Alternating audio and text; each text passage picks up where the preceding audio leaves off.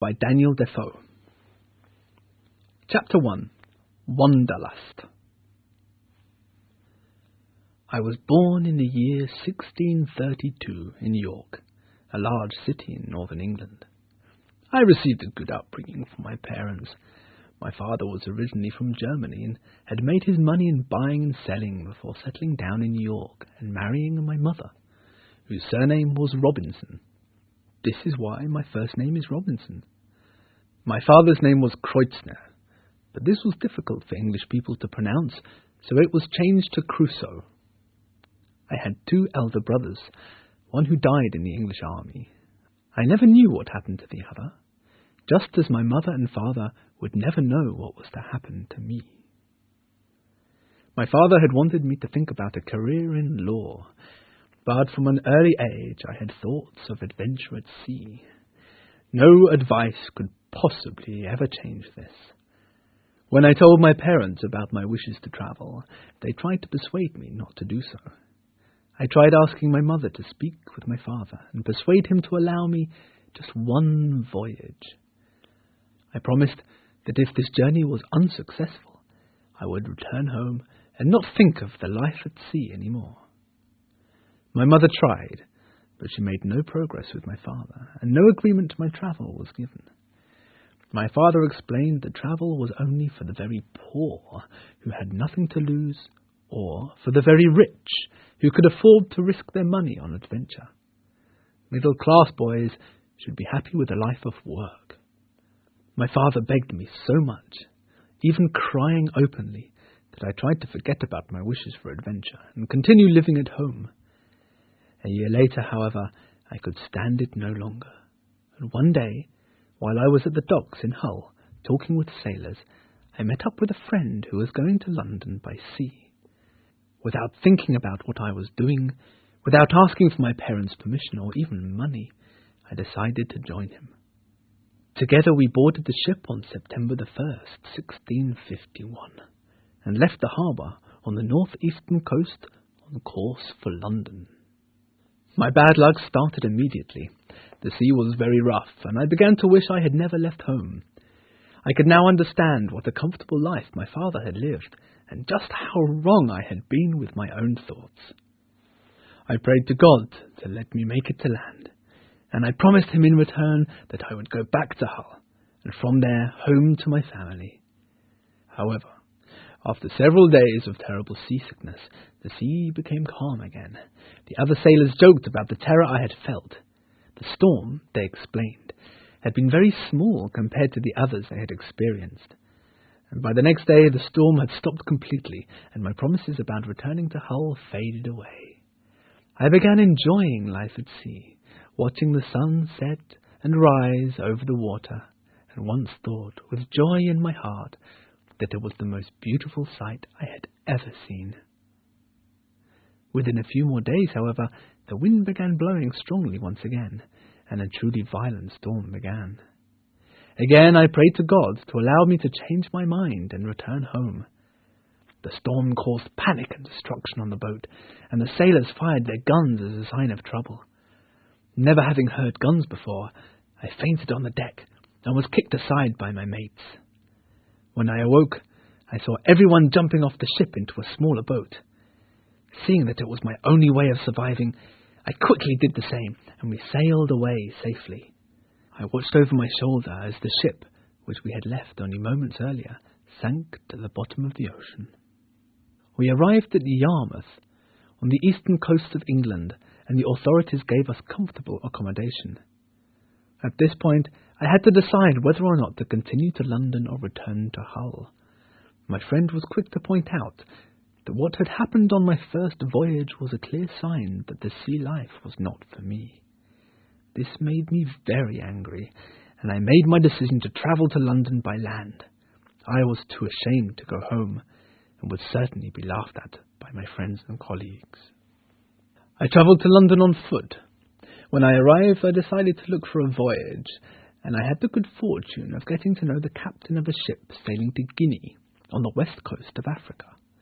He invited me along, and I accepted. The voyage, apart from seasickness, went very well, I had bought many things in London that I was able to sell to the people of Guinea. This whole experience created within me not only an addiction to travel, but also to doing business with the local people of this part of the world. Since non-Westerners did not value gold in the same way as Westerners did, we were able to receive much more gold for our goods than we would back home. I loved it, and after I returned to London with a fortune beyond my dreams, I immediately wanted to sail out again. It was, however, with great sadness that whilst in Guinea the captain caught a tropical disease, fell terribly ill, and died. And so it was, under these sad circumstances, I decided to take his ship and continue the business in which I had had my first trading success. Chapter 2.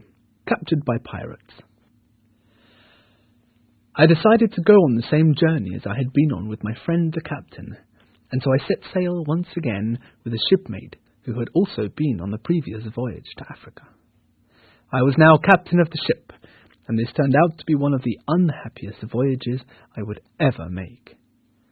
I took only £100 of my newfound wealth, leaving £200 with the widow of the captain.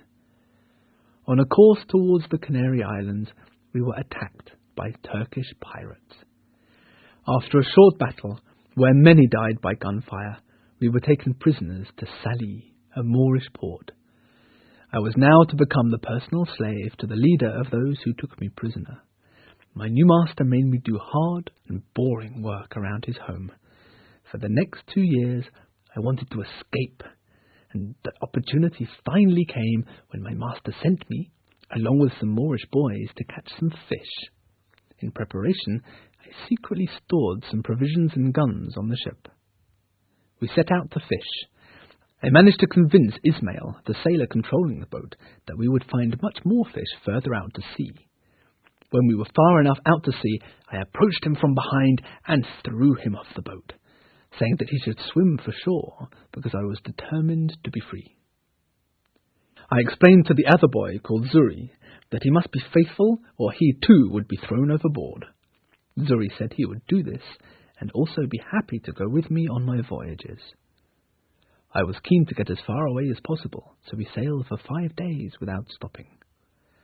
Eventually, we dropped anchor in a river near a strange-looking area of coastline, and I immediately became worried about who or what might be living on it. Each night that passed was filled with awful noises of wild creatures on the shore. During one of these nights, animals started swimming towards the boat, and so I fired my gun to stop them from coming any further. We had no idea what these animals were, and although we were scared, we needed water. So in the morning we took our empty jars, and together we went ashore, knowing that we would either live or die. The land looked uninhabited, though I was sure that it might well be home to cannibals. When we landed to search for water, however, Zuri and I saw no signs of human life. Zuri shot a rabbit-like creature, which provided a very good meal, and we also found a source of fresh water. I felt sure we were on the Canary or the Cape Verde Islands, and was hopeful there might be an English trading vessel that would take us on board. Despite this hope, we continued along the coastline for some time. We were forced to go on land several times in search of fresh water, and on one occasion I shot a hungry lion, which we skinned and took with us. After about 10 days of continuing southward, we discovered the land was in fact inhabited by men and women. I was terrified that these naked black people might be cannibals, but as we got closer to the shore, I saw they had left food at the water's edge. I succeeded in communicating with them, indicating with sign language that Zuri and I were looking for food. When the people replied that they had food, I was worried that I had nothing to give in return. But at this very moment 2 leopards appeared on the scene.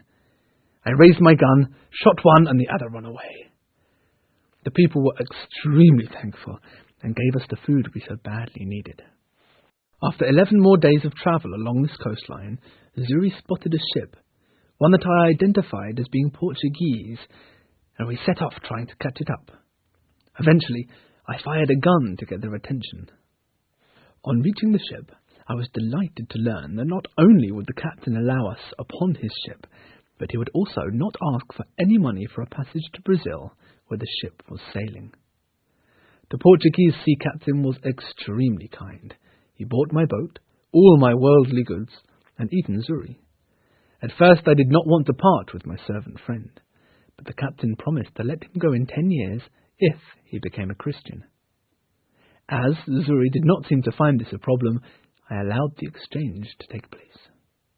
The voyage to Brazil went well, and when we arrived, the captain told a friend of his, a good and honest man, that I might be useful to him. I lived with this man on his plantation for a while, and I saw how rich the farm owners were becoming. I decided to become a farmer myself, and started to buy land with the money the captain had given me. Once I began planting, I got to know Wells, my Portuguese neighbour. Together, we slowly started to farm more and more different things. At this point, however, I wished I had not sold Zuri. I was in a business I knew nothing about, and I had no one to talk to other than my new neighbour. However, I could not complain too much about my situation, as the money I was making was providing me with more than I could ever need to have a comfortable life. One day, the Portuguese sea captain returned and suggested I give him a letter, signed by me, so that he could bring me half the fortune and the other things I had left with the English captain's widow. A few weeks later, the captain brought me these things, which I immediately sold. British goods were more valuable in Brazil, and with the money I was able to buy a slave and a servant. I was becoming very rich, and yet I was still attracted to a life of adventure. I was now becoming aware that I was approaching the middle-class status that my father had strongly suggested I follow earlier. I was confused. If I had gone through all this trouble and suffering at sea, just to end up where my father had wanted me to be, what was the purpose of this safe and comfortable life? I found myself becoming very sad and desperate for excitement once more. Having made some friends during these 4 years in Brazil, I had talked a lot with my neighbour about the excitement of trading with people from other continents. I had explained in particular the opportunities that trade provided to buy gold at an incredibly cheap rate. I also mentioned the possibility of buying Negro servants for plantation work. 3 businessmen came to me and explained they wanted to buy Negroes for their own plantation, and asked if I would join the business and help with the trading on Guinea. I hesitated for a moment, only to think that it might mean financial disaster. But, in the end, as a born adventurer and ignoring the inner voice of my father, I agreed to the trip.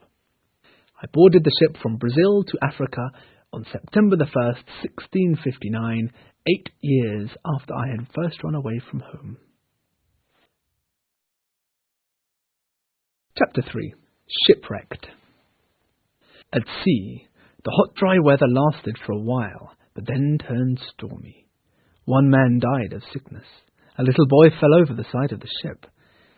After 11 days, it was clear that, due to a massive leakage, the ship was not going to make it to its final destination. We decided to try and make it to Africa, where we could get help.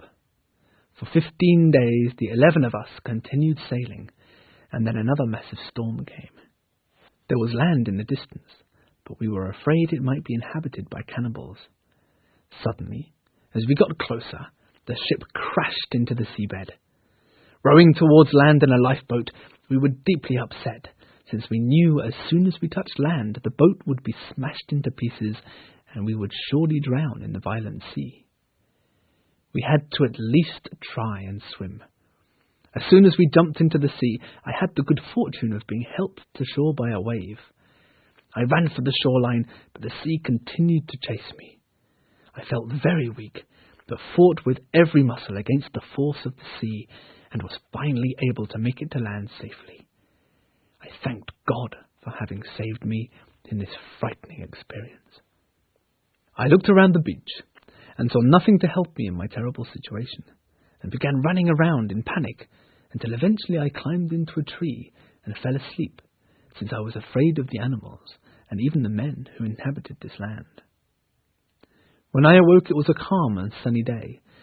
The sea was still, and I was able to see that if I had stayed on board, the ship would have made it to land without being smashed.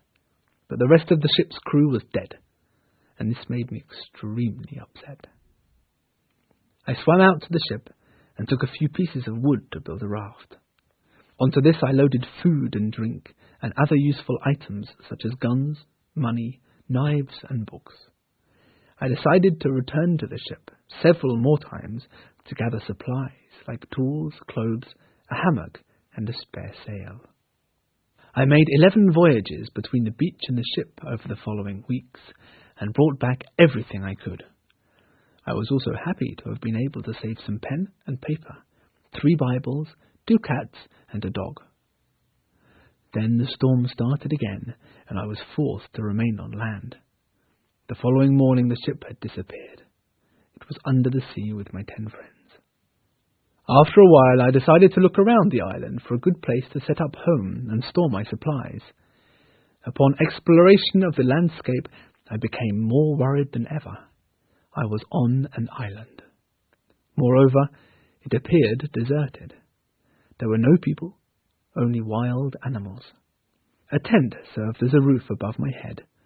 I provided myself with a door to my tent and brought the provisions inside. At this point, I started to worry that I would end my days on this island, a thought that produced tears when I contemplated it for too long. I also started to doubt my faith, as I could not believe God would leave me so helplessly, leaving me in such a horrible place, under such impossible conditions. I even found it hard to be thankful that my life had been saved. However, I always managed to avoid total misery when I remembered about the other 10 sailors who had died at sea. When I thought that I had been the only one to avoid death, and that I had been able to save many things from the ship, I felt fortunate. After I had been on the island for about 10 or 12 days, I realized that I might completely lose my memory of time, and might even forget important religious dates. To stop this from happening, I cut lines into a large square post, and also the words, "I came on shore here on September the 30th, 1659. Every day I cut a line with my knife, and every 7th line marked a week, and every first day of the month was marked by a line still longer. In this way I kept my calendar. In an attempt to make myself feel better, I made a list of all the advantages and disadvantages about being shipwrecked on the island, and thought of them as the evils and the goods of my life on the island. Among the evils I listed the impossibility of my recovery, my isolation, my lack of enough clothes, my inability to defend myself against wild animals, the lack of people to speak with. Among the goods were, I am alive. The possibility that if I can survive a shipwreck, I might one day be rescued from the island. I am not hungry. I have not seen any really wild animals yet. I was able to get supplies from the ship. More importantly, I decided I could be happy, because God had saved my life and provided for me. Having cheered myself up with these thoughts, I began learning how to build things that I previously did not know how to make. The work on my home would be impossible without proper tools, but I was able to be inventive and improvise. After all, I had nothing else to do. I began thinking I could learn to make or do anything if I needed to. Chapter 4. Forces of Nature. I started to build a wall around my home. After about a year and a half, I would have a proper house. I realized there was nothing I wanted that I couldn't make, and so I went further by making an entrance and an exit to my home, chairs, and a table that I might truly enjoy writing and reading upon.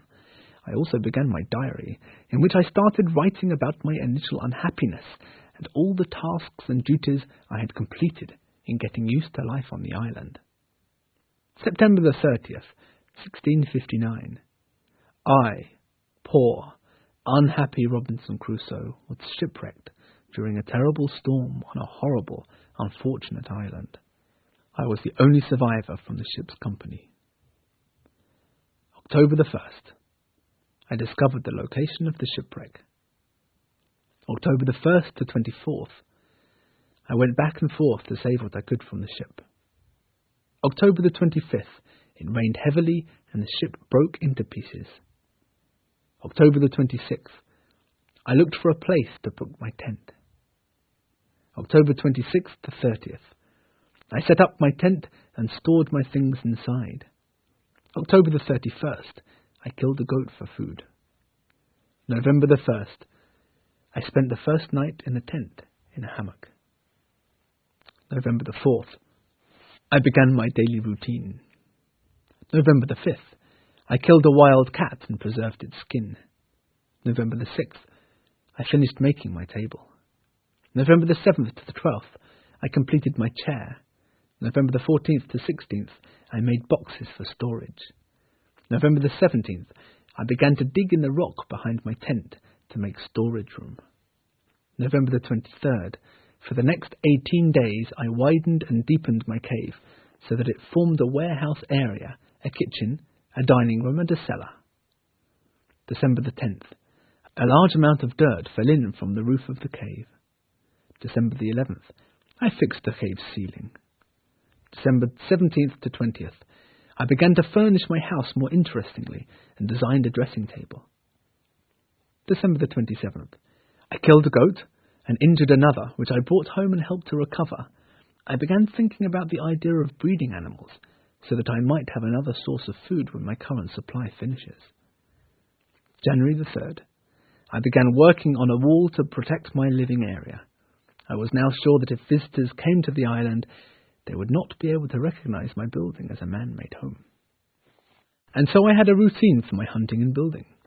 I kept the skins of every animal I killed and hung them up as decoration. I made big boxes to store food as well as tools. When there were problems, I generally succeeded in fixing them. Storage shelves kept the place tidy inside. I took frequent walks and found pigeons a very good source of meat. During this time, the darkness became my greatest annoyance, and so I decided to make candles from the fat of dead goats. And then a wonderful thing happened. While emptying bags from the ship, I shook out some pieces of corn. After the rain fell, barley, through no work of my own, began to appear. I was delighted, and I took this as a sign from God that I had not been forgotten, and gave thanks. On April the 14th, I finished my wall, not with a door, but with a ladder to climb over it, just to make absolutely sure that it did not appear to be the gateway to a home. But just after this, the ceiling of the cave began to fall in, and I found myself in the middle of a violent earthquake. I stood terrified and watched landslides all around. This horrific experience was followed by another when a terrible storm began, and I was forced to stay in my cave, even though I was afraid another earthquake might bring it down on my head.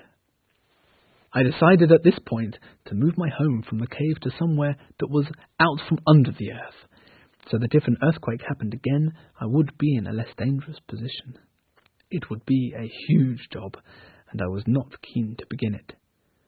I made a grindstone to help make the necessary tools for the construction job, and then, in the middle of this work, I noticed that the recent hurricane had caused the ship to come closer to shore.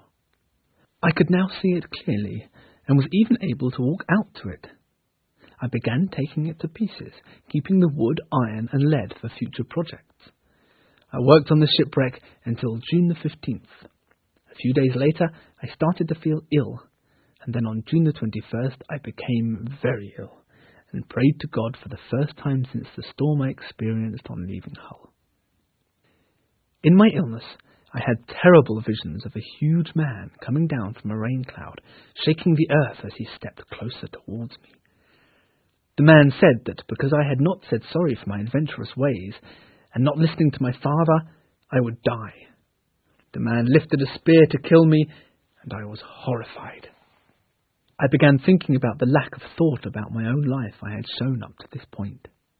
I thought about how I had not been truly thankful when I was rescued by the Portuguese captain.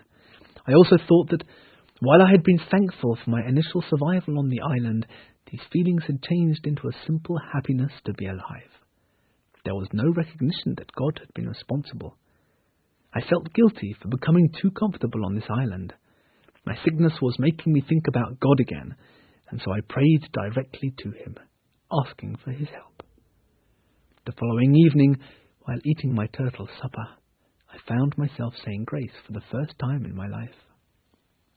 I decided that God must have put me on the island for a reason, which led me to ask the question, why has God done this to me? I decided that my unhappiness was a punishment for running away from home and rejecting a middle-class life. Before going to bed that night, I chewed on some homemade medicine for my illness in the form of rum, tobacco and water, something I had learnt from the Portuguese.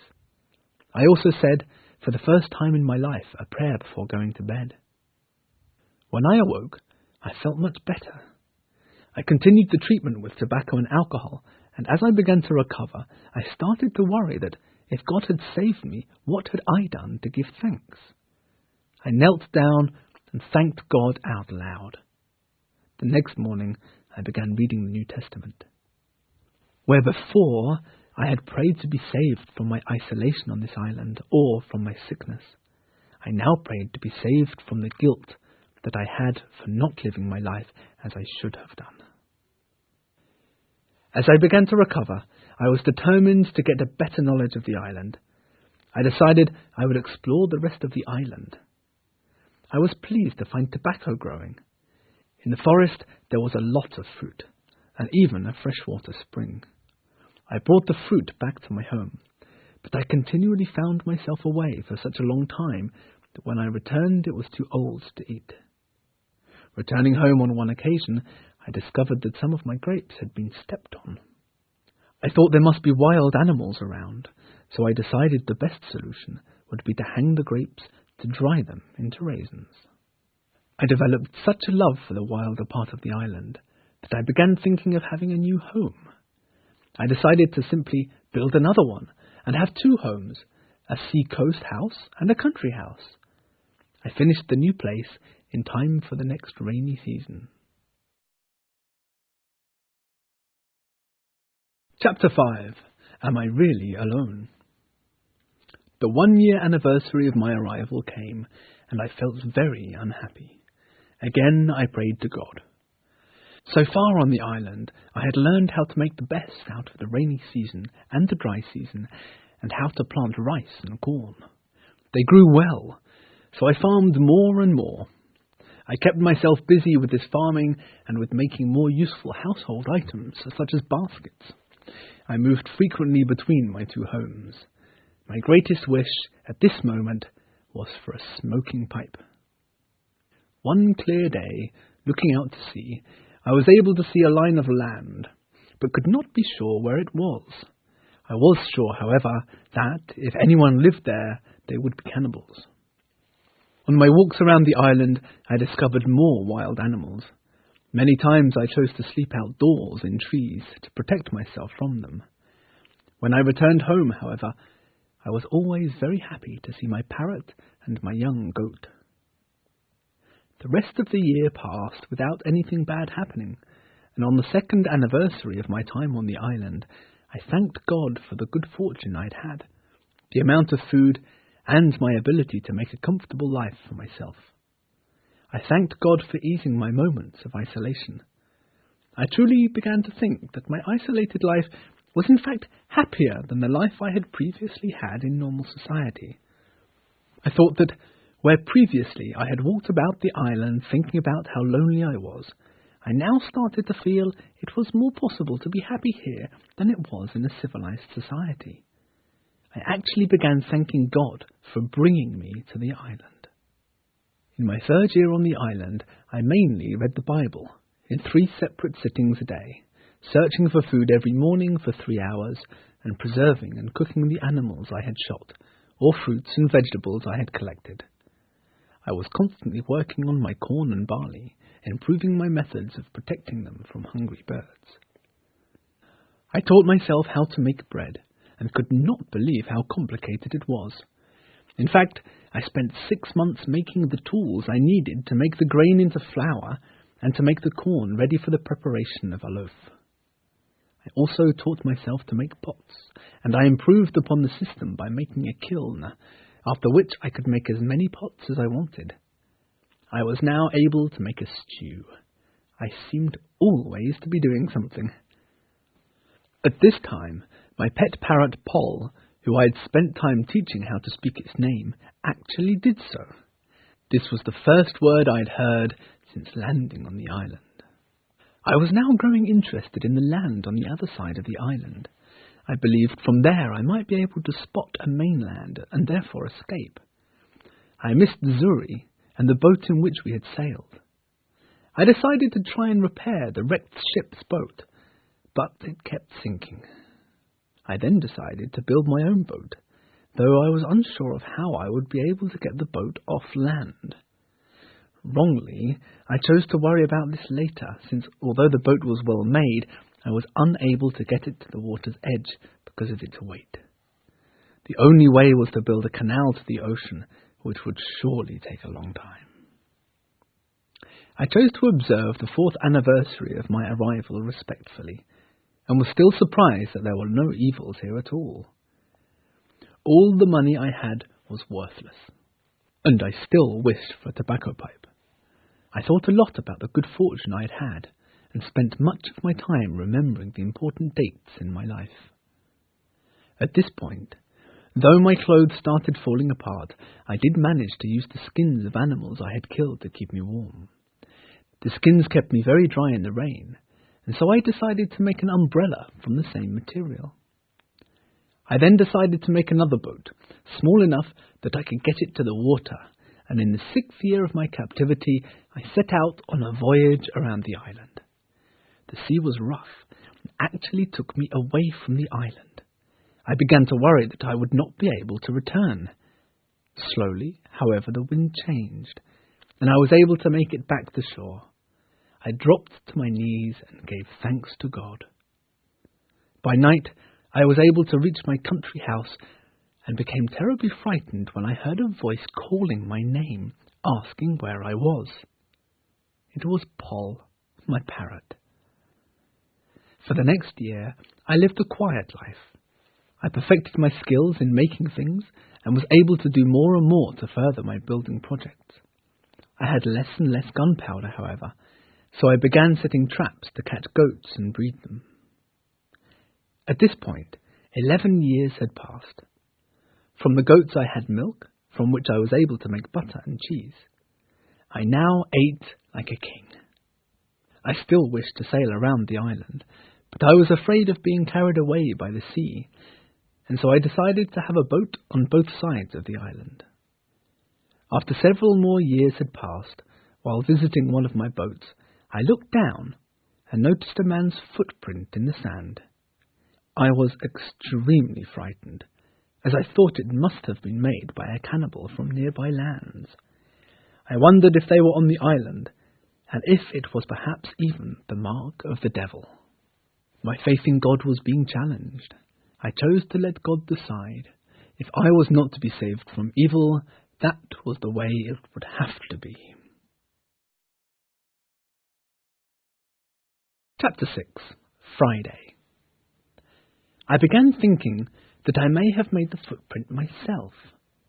This made me feel a little braver, and I went out again to milk my goats. However, as soon as I walked, I was always afraid and often found myself turning around to look behind me. I decided to check the footprint against my own. It was much bigger. I thought that since I had not seen anyone in 15 years, that people must have come from abroad in boats. I wanted to hide myself even more, so I made the walls stronger and planted lines of trees in front of my home. I moved my goats further away and divided them into 2 groups. I walked down to the shore, opposite the one on which I had landed, and my fear of cannibals being on the island was confirmed when I found it covered in human bones. I thanked God that I myself had not been eaten, and that I was not as bad as these horrible cannibals. As time passed, I became more comfortable with these recent events, although I was certainly more worried about firing my gun. I also found myself caring more for my goats, so I would not have to hunt. As well as this, I set my mind on other tasks, such as learning to make beer. I was not scared of the cannibals. but I did wish to get revenge for the deaths of their victims. I wanted the chance to hurt these cannibals and save who they killed. Over and over, I thought about the best way of attacking them. I went about picking the best places from which I could take aim at these disgusting men. I began a daily tour to look out for ships, and then started to wonder if it was in fact my duty to take revenge on people who had not done me any personal harm, or who are most likely killing prisoners of war. I thought repeatedly, and decided that maybe it would be better to leave the cannibals in the hands of God. In this way I continued my isolated life and gave thanks to God that he had kept me alive. Occasionally I became frightened by strange sounds close to my home, and I always stayed ready for action. I kept telling myself that if I was not able to face these evils now, I would not have been able to have lived 20 years alone on this island. Time continued to pass, and I spent most of my time with my parrot and the other animals. Then, one day, I was stunned to see a fire on my side of the island. The cannibals were back. From a lookout point, I could see that they had 2 canoes, but I did not dare get any closer. Later, they left the island, allowing me to investigate.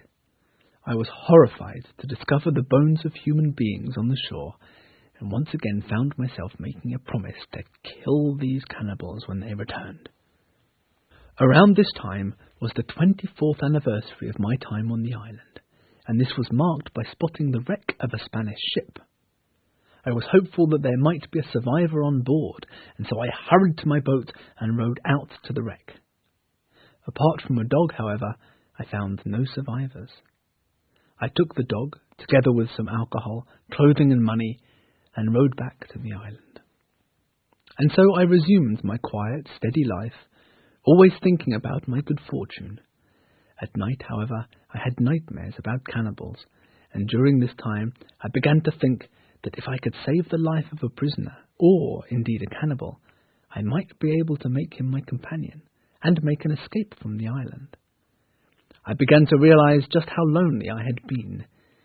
I waited patiently, and after a year and a half, I finally saw 5 full canoes arrive on the shore. Against 20 or 30 men, I wondered how I would fight. I saw 2 unfortunate men being pulled from the boat.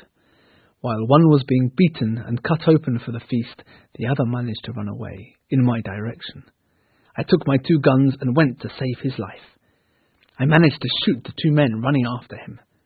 The prisoner then knelt down and rested his head on my foot. He could not believe his enemies were now dead. It seemed he had never seen a gun. Together we buried the bodies, and I gave the man bread, raisins, and water. Exhausted, he then fell asleep. He was a good-looking young man, about 26 years old, but did not speak any English. When he woke up, I managed to tell him that his name would be Friday, the day we first met, and that he should call me master. Later, when we went out to make graves for the 2 men, Friday made signs that we should eat the bodies. This made me very angry, and I was forced to make him understand that he himself would be killed if he ate other men. We then went together to the cannibals' bonfire, where we found the bones of the other 3 victims. I made Friday collect all the bones and burn them. I then decided I would make a tent for Friday between my 2 homes. I did not fear Friday sleeping in my own home. On the contrary, I found him to be the most gentle and loving man I could have possibly imagined. Friday became a loyal servant, and I felt that he thought of me as some kind of father figure. Our relationship was indeed very loving, and I made it my aim to turn Friday into a civilized human being with everything from his eating habits to religion. I taught him how to use guns and roast goats. I had discovered a wonderful reason for living. The year continued in a most pleasant way. I was able to teach Friday a little English, and in this way I was able to learn that we were in fact close to the Caribbean, but that we would need a much bigger boat if we were to return to civilization. I decided to teach Friday about the Christian God. although Friday found it difficult to understand why the devil could not be beaten if God was stronger. It was my aim to make him understand that everybody, if they had done wrong, should be given the chance to change themselves and be forgiven. This increased my faith in God by making my own ideas about him clearer. Friday told me that there were white men living in peace on his native land. When the weather was clear, Friday was very happy at being able to see his homeland in the distance. However, it worried me that he might try to return there and start his old habits again, although he assured me that he would only return so that he could teach the others. He even said that I would have to come with him, or he would not be able to leave. He could not stand the idea of me sending him away, as we now had been living happily together for 3 years. Together, we had managed to build a big boat, and I planned our adventure to Friday's homeland for the post-rain months of November and December. Chapter 7. Homeward Bound. The dry season came and we prepared to set sail. At that very moment, just before we could begin our journey, Friday saw 3 canoes arriving on the island. He could not hide his panic, so I gave him some rum and we took our weapons. I was not worried. They were naked, unarmed, and inferior. At first I wanted only to scare these cannibals, so I gave Friday a knife and took a sword and gun for myself. My plan was to scare them away with the sound of gunfire.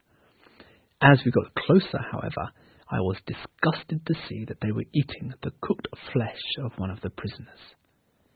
I decided to kill the cannibals and told Friday he must do the same.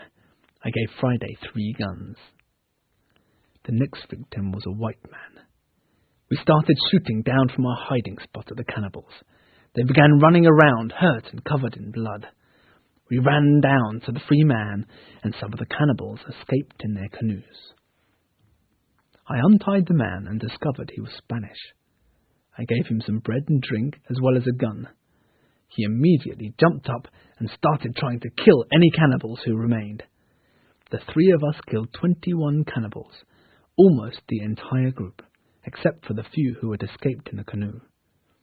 I was then surprised to find, lying at the bottom of one of the other canoes, another victim, tied up but alive.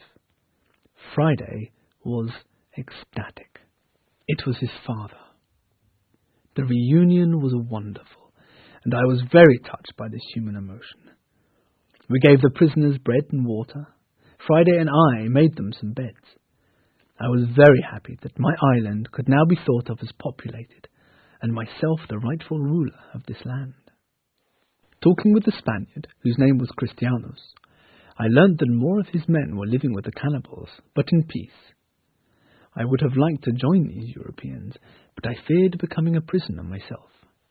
Christianus seemed so impressed with my island that he wanted to bring the rest of his men here to live. To prepare for this, we all worked hard to increase the farming and breeding, and in October, Christianus and Friday's father went back in the canoe to get them in. As Friday and I waited for their return, we saw a long boat coming near the shore, and further out to sea, we were able to see a ship which appeared to be English. I was very excited, but could not understand why they were coming here. We watched from the top of a hill for some time until the boat landed on the shore. 9 men left the boat, whilst 2 stayed inside. 6 of the 9 men had guns and began exploring parts of the island close to the shore. The 3 other men stayed on the beach like prisoners. They were not tied up, but looked scared and worried. It was mid-afternoon, and I had wanted to wait until darkness to make my move, but then realized the men were all now sleeping under the trees. I came up to the prisoners with caution and asked what they were doing here.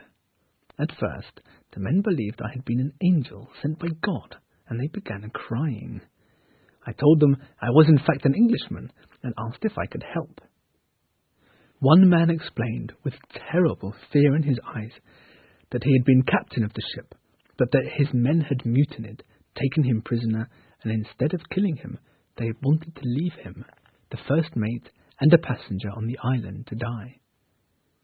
I explained I would try to save them on 2 conditions: that they would swear loyalty to me, and they would take Friday and myself to England. It was agreed.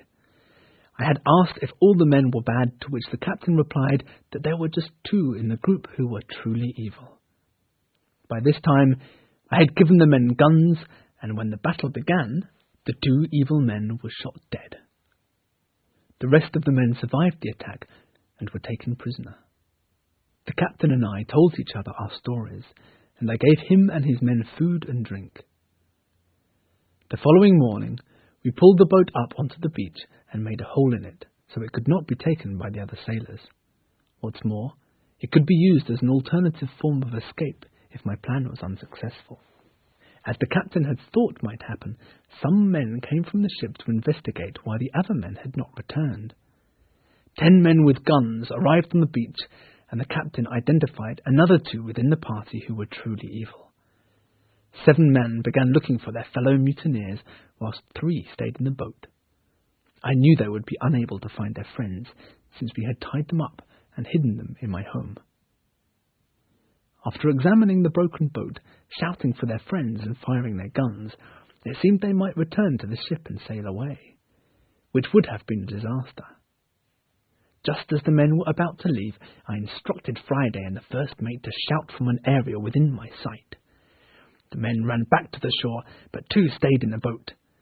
At this moment we surprised the 2 men on the boat and took them captive. The other men continued searching for the cries, which were to keep them lost until dark. When they returned to the boat, they were shocked to find the 2 men gone. When they returned to the boat, they were shocked to find the other 2 men gone.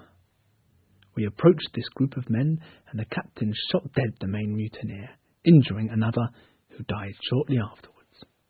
Once the captain had won his boat back by killing the new captain and those who were still on board the ship, he told me that the boat and his men were now mine. I could not believe my good fortune. He even gave me brand new clothes. I then set the rest of the prisoners free upon the island, having given them the choice to return to England, where they would be hanged, or to remain there. I explained to the men some of my secrets of survival, and left a letter for Christianus explaining what had happened. And so I left the island on December the 19th, 1686, 28 years, 2 months, and 19 days after I had landed there. I chose to take my cap made of goatskin, the umbrella I had made, and my parrot Poll. I arrived in England on June 11th, 1687, 35 years after I had left it. My parents were now dead. My only relations were 2 sisters and the 2 children of one of my brothers. I found myself with little money, and so decided to go to Portugal to see if my plantation still existed.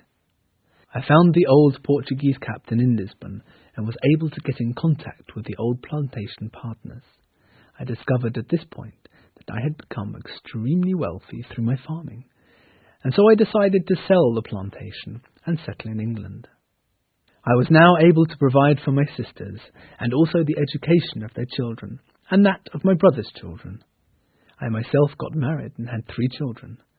It was a happy life, but when my wife died, I decided to go on a voyage with my nephew to the East Indies. It was then that I saw that my island was doing very well, the Spaniards having arrived by the invitation of Friday's father and Christianus, the first Spaniard who had landed there. There were women and young children as well as men. I look in on the inhabitants of the island from time to time. Many more exciting things have happened in my life, but these stories will have to wait.